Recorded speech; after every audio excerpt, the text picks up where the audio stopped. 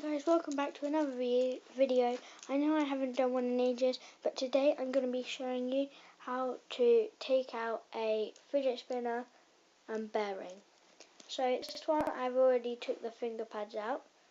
So what you need to do, there's two ways of doing it. If you're strong enough, then you can just push the bearing out.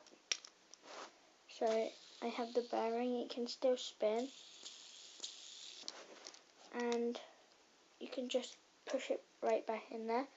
But if you not strong enough, I have my other two fidget spinners. So what I do is I get this one, put it underneath like this, then I get this one. If you hit it a bit, it should make it come out, and then you can just pop it out. So that's how you get the middle bearing out. But then the side ones, again, if you want to, you can just pop them out. Then you have here, they're a lot louder than the ball bearings. And you can just put them straight back in. And then the same, if you can't do that, get another one. Get your other fidget spinner.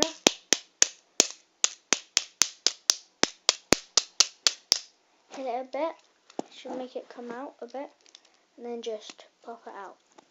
Now the way where you hit it with another fidget spinner, that's more likely to break it than just pushing it out.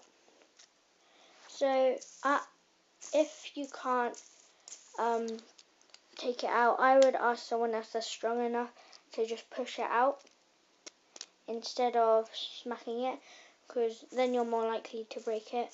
But thanks guys for watching this video. See you next time. Bye.